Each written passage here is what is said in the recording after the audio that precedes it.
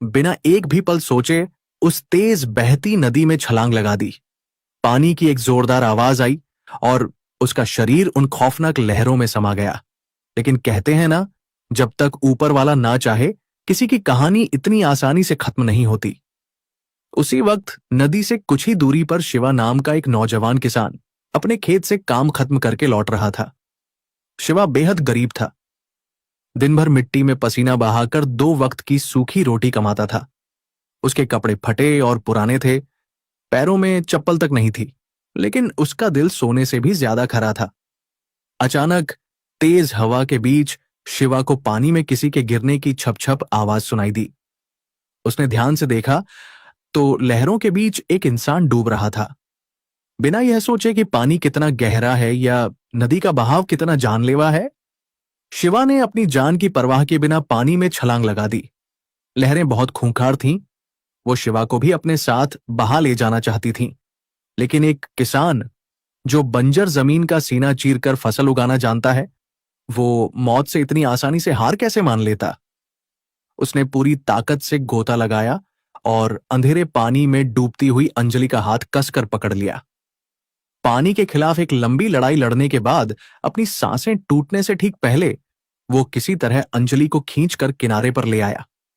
शिवा खुद बुरी तरह हाँफ रहा था, लेकिन उसने हिम्मत नहीं हारी।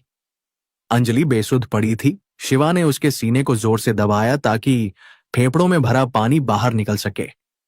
एक पल के लिए लगा कि सब खत्म हो गया है। सांसें रुक चुकी थीं, लेकिन तभी चमत्कार हुआ। अंजलि ने जोर से पानी उगला और खांसते हुए अपनी आंखें खोल दी। शिवा की जान में जान आई। उसने राहत की एक लंबी सांस ली।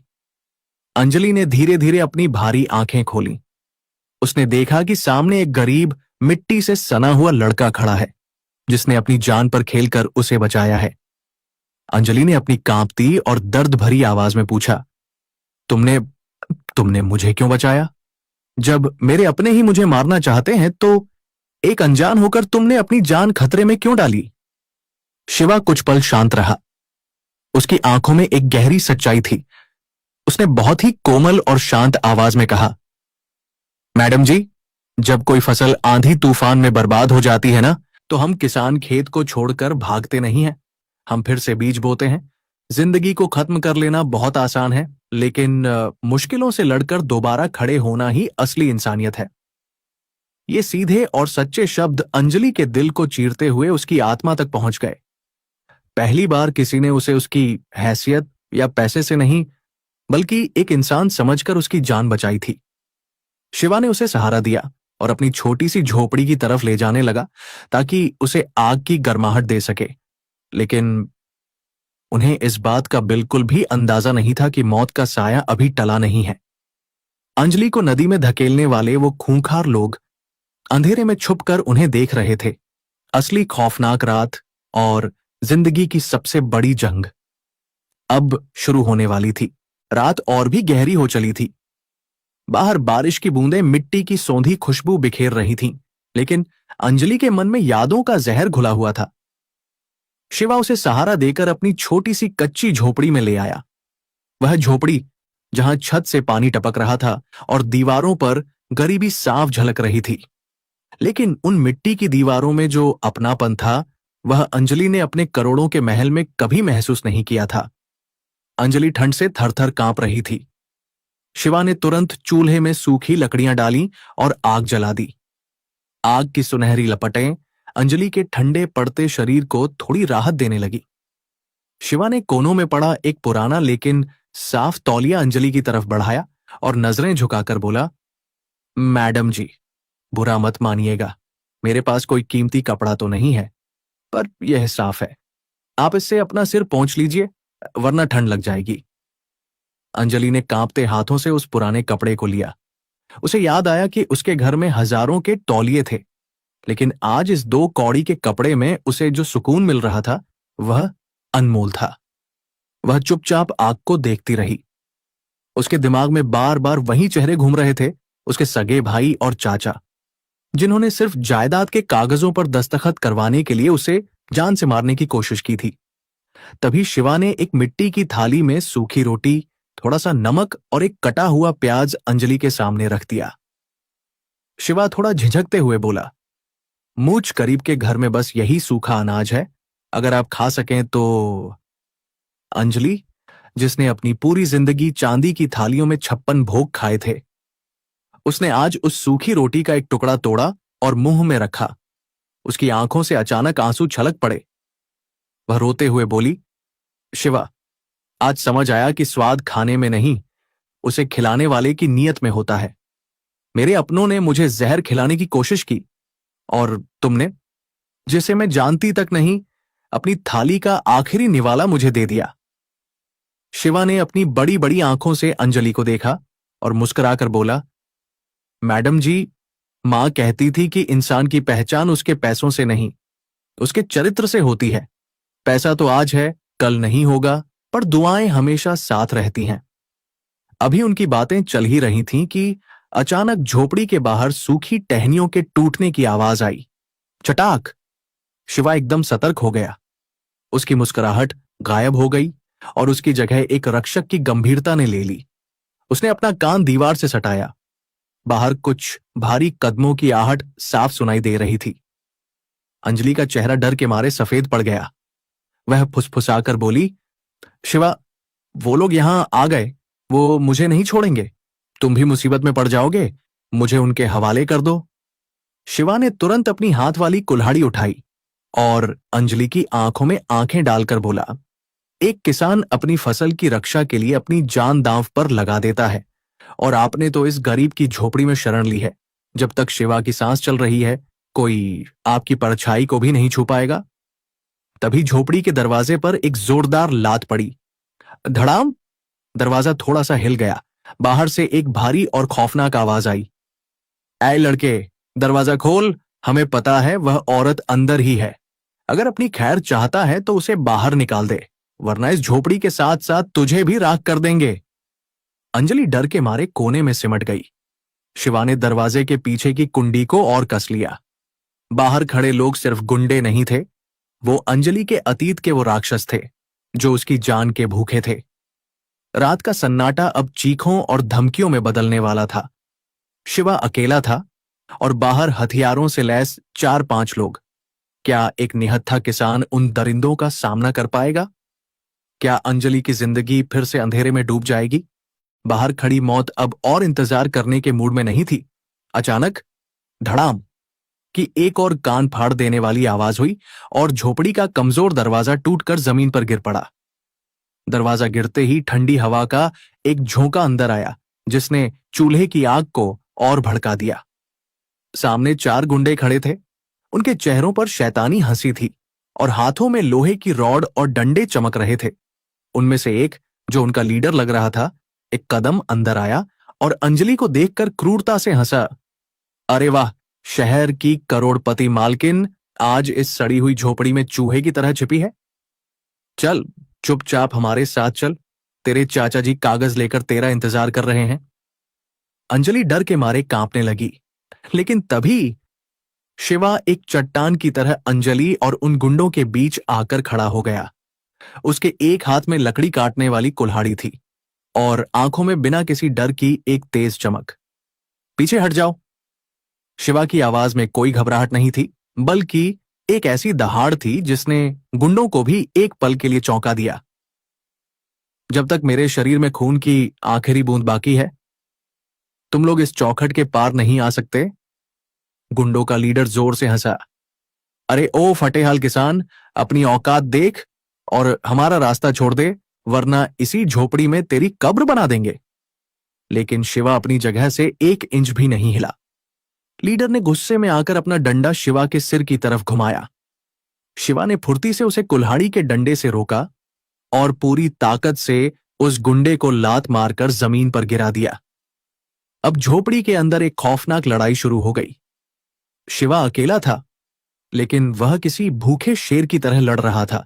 उसने एक गुंडे के हाथ से लोहे की रॉड छीन ली और दूसरे को जोरदार टक्कर मारी।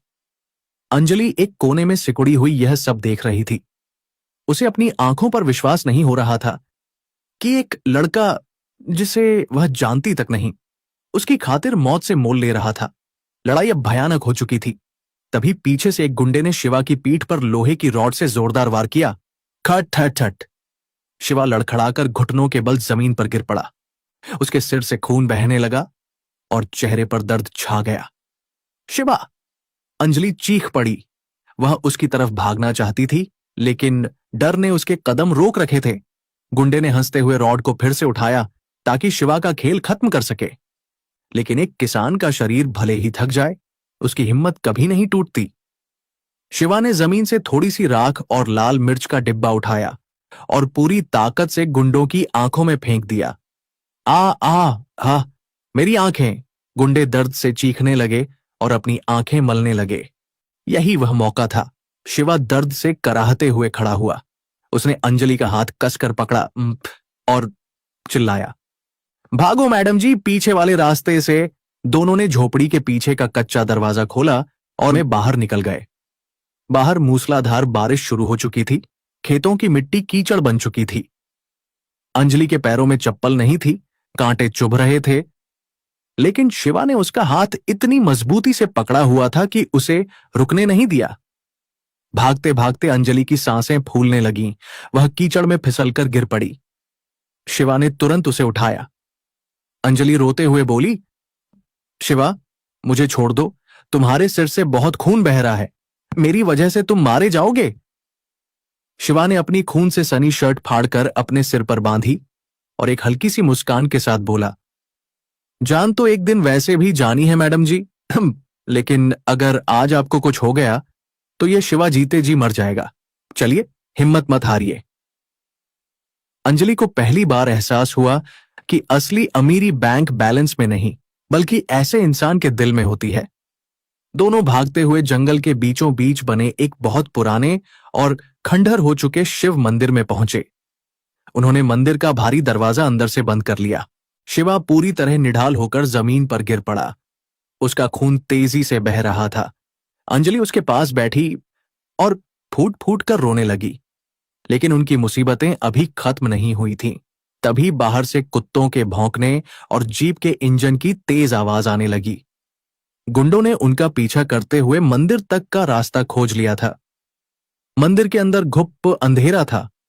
सिर्फ जब आसमान में बिजली चमकती तो मंदिर के बीचों बीच रखी भगवान शिव की सदियों पुरानी मूर्ति दिखाई दे जाती। शिवा जमीन पर निढाल लेटा हुआ था। उसकी सांसें बहुत भारी चल रही थीं और सिर से खून लगातार बह रहा था। अंजलि, जिसने अपनी जिंदगी में कभी किसी के सामने सिर नहीं झुकाया था, आज शिवा के पैरों के पास घुटनों के बल बैठी फूट फूट कर रो रही थी। उसने बिना एक पल सोचे अपनी लाखों रुपए की डिजाइनर साड़ी का पल्लू फाड़ा और शिवा के गहरे घाव पर कसकर बांध दिया ताकि खून रुक सके। उसे अपनी महंगी साड़ी के फटने का कोई अफसोस नहीं था, क्योंकि आज उसे कपड़ों से ज्यादा एक इंसान की कीमत समझ आ रही थी। शिवा, अपनी आंखें खुली रखना, तुम्हें कुछ नहीं होगा। अंजलि की आवाज दर्द और डर से कांप रही थी। शिवा ने बहुत मुश्किल से अपनी भारी आंखें खोली और एक फीकी सी मुस्कान के साथ कहा, मैडम जी, आप रो क्यों रही हैं? मेरे जैसे एक अनाथ और गरीब किसान की जान की कोई कीमत नहीं होती। दुनिया में मेरे आगे पीछे कोई रोने वाला नहीं है, लेकिन आपको जिंदा रहना है उन जालिम लोगों को हराने के लिए। यह सुनकर अंजलि के दिल के जैसे टुकड़े हो गए। उसने शिवा का खुरदुरा और मिट्टी से सना हाथ अपने हाथों में ले लिया। उसके गर्म आंसू शिवा के हाथों पर गिर रहे थे। नहीं शिवा, मत कहो ऐसा। मेरी करोड़ों की दौलत, मेरे महलों से कहीं ज्यादा कीमती तुम्हारी यह सांसें हैं। मैंने दौलत के पीछे भागकर पूरी जिंदगी बर्बाद कर दी। उन लोगों को अपना माना जो सिर्फ मेरे पैसों से प्यार करते थे। पर आज तुमने मुझे सिखाया कि असली दौलत बैंक बैलेंस नहीं, बल्कि प्यार, दया और इंसानियत है। तुमने मेरे लिए मौत चुनी, अब मैं तुम्हें कुछ नहीं होने दूंगी। अचानक धड़ाम! मंदिर के भारी और पुराने लकड़ी के दरवाजे पर एक जोरदार टक्कर लगी। बाहर से कुत्तों के भौंकने और उन गुंडों के चिल्लाने की आवाजें अब बिल्कुल दरवाजे के पास आ चुकी थीं। खोल दरवाजा, आज भगवान भी तुम्हें नहीं बचा सकता। गुंडों का लीडर दरवाजे पर जोर जोर से लाते मारते हुए चिल्ला रहा था। अंजलि का दिल सीने से बाहर आने को हो रहा था, लेकिन इस बार उसके अंदर डर नहीं था। इस बार उसके अंदर एक अजीब सी आग जल रही थी, वह आग जो किसी अपने को बचाने के लिए पैदा होती है। शिवा ने लड़खड़ाते हुए उठने की कोशिश की। वह अपनी ड्यूटी पूरी करना चाहता था, लेकिन कमजोरी की वजह से वह वापस जमीन पर गिर पड़ा। धड़ाम, क्रैश। एक आखिरी और जोरदार धक्के के साथ मंदिर का दरवाजा टूटकर अंदर गिर गया।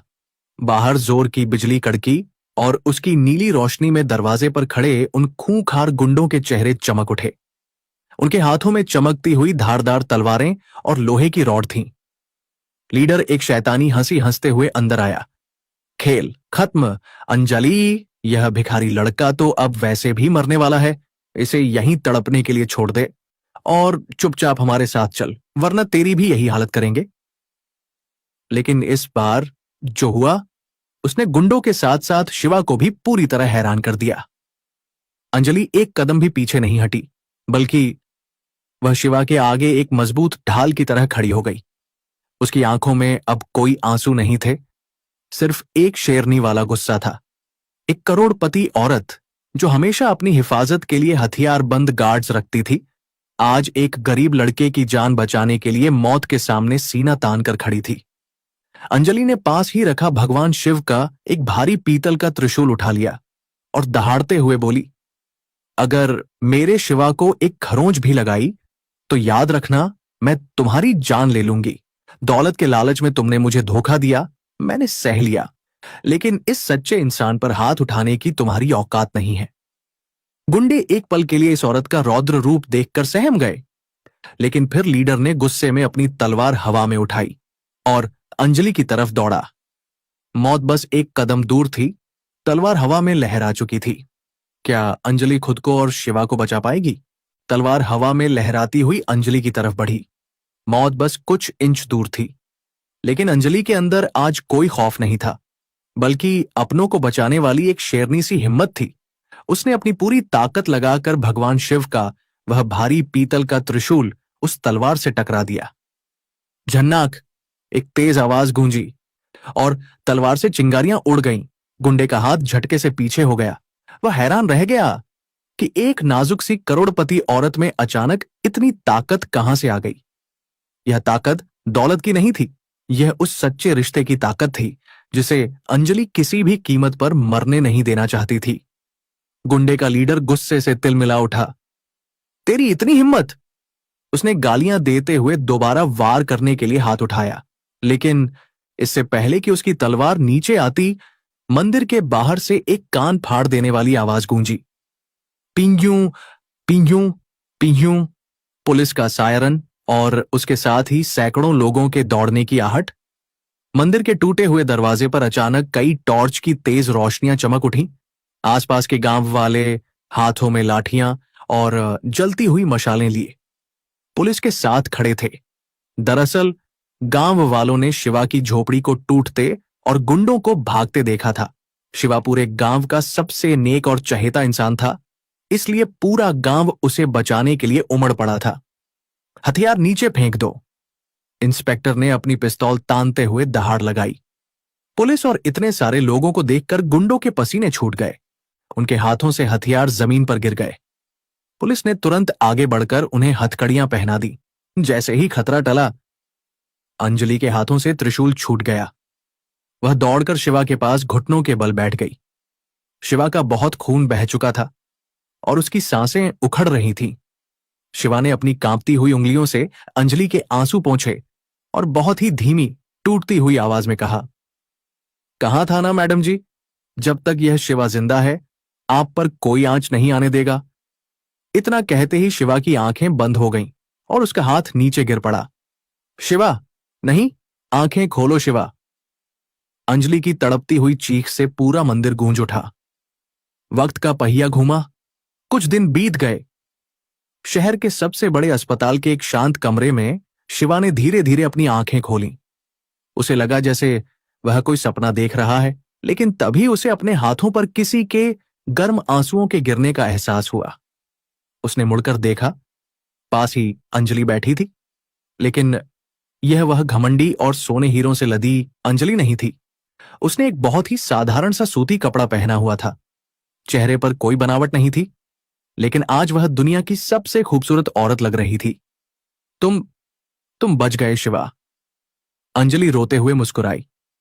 शिवा ने धीरे से कहा, मैडम जी, मैं तो एक मामूली सा किसान हूं। मेरी जगह तो मेरी उस छोटी सी झोपड़ी में है। अंजलि ने तुरंत उसके होठों पर उंगली रखकर उसे चुप करा दिया। उसकी आंखों से आंसू बह रहे थे। तुम मामूली नहीं हो शिवा, तुम दुनिया के सबसे अमीर इंसान हो, क्योंकि तुम्हारे पास एक सच्चा और साफ दिल है। तुमने मुझे सिर्फ उस नदी के पानी से नहीं निकाला, बल्कि लालच और धोखे के उस गहरे समंदर से बाहर निकाला है, जहां मैं घुट घुट कर मर रही थी। क्या तुम मुझ जैसी अकेली औरत को अपनी जिंदगी का हिस्सा बनाओगे? शिवा की आंखों से भी आंसू छलक पड़े। उसने बिना कुछ कहे अंजलि का हाथ मजबूती से थाम लिया। समाज के तानों और दुनिया की परवाह किए बिना एक करोड़पति महिला ने एक गरीब किसान से शादी कर ली। नहीं बाबूजी, नहीं, मेरे पैर मत छुए। मैं पापी हूँ बहू, मैं इस लायक नहीं हूँ। सजा आपको आपका अहंकार पहले ही दे चुका है बाबूजी। आपने मेरा सबसे बड़ा साथ दिया राहुल जी। उस अंधेरी रात में जब मैं घर से निकली थी, आपका वो साथ ही मेरे लिए बहुत था। बाबूजी, क्या आप खुद मेरा स्वागत करेंगे आज? और आज तूने मेरे माथे का सारा कलंक धो दिया। अब मुझे चैन से मर जाने दे। सजा से लोग टूट जाते हैं बाबूजी, सुधरते नहीं। अगर मुझे आपको सजा ही देनी होती तो मैं शहर से ये वर्दी पहनकर लौट। अल्लाह के डर से और अपनी पुरानी सोच से हमें लगा एक औरत क्या ही कर लेगी, पर आज तेरी ये खाकी वर्दी देखकर अच्छे अच्छों के पसीने छूट गए। तू तो साक्षात दुर्गा है बिटिया। वर्दी देखकर तो सब डरते हैं सरपंच जी। मैं एक सूती साड़ी पहनकर इसी आंगन में खड़ी थी, तब तो किसी ने मुझे दुर्गा नहीं कहा। तब तो मैं सिर्फ एक खोटी चवन्नी थी जो दहेज नहीं लाई थी। मेरी ताकत इस वर्दी में नहीं है, मेरी ताकत मेरी उस जिद में है। थी राहुल, दहेज के लालच में इस पगड़ी को मैंने खुद लाला के जूतों में रख दिया था। ले बहू, आज से इस हवेली की और मेरे इस खानदान की पगड़ी तेरे सर पर है। उस बेटी के देनदार हैं जिसे हम जन्म लेते ही बोझ समझ लेते हैं। जा बहू, आज इस घर के दरवाजे खोल। चलिए बाबूजी, अपने घर में चलिए। बात दीजिए बाबूजी, लड़ाई अभी बाकी है।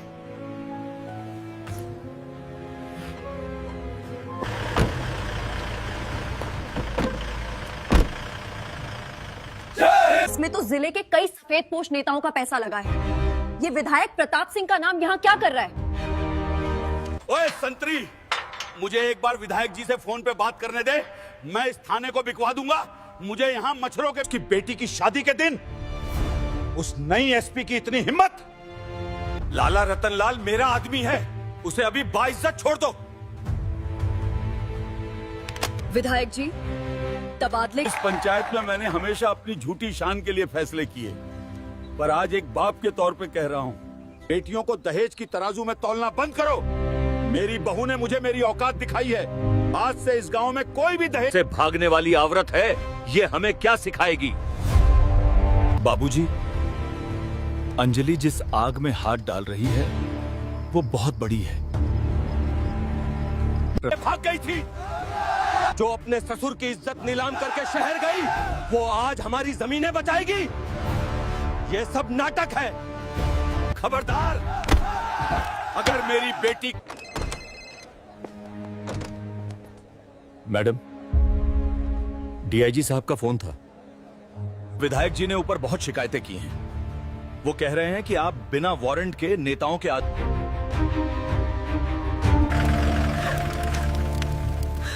रो मत भाई, ये आग सिर्फ तेरी झोपड़ी में नहीं लगी। प्रताप सिंह ने अपनी तबाही की आग खुद। तुम्हारी नौकरी जा सकती है। सर, इस फाइल में सबूत हैं कि विधायक ने कितनी जमीनें हड़पी हैं और कल रात उसने एक गरीब का घर जलाया है। विधायक प्रताप सिंह को करना पड़ेगा।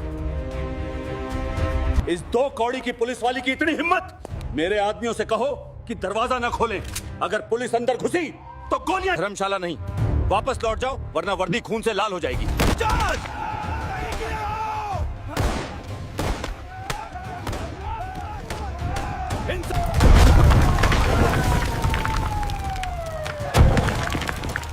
कोई सबूत नहीं बचेगा। कोई सबूत नहीं।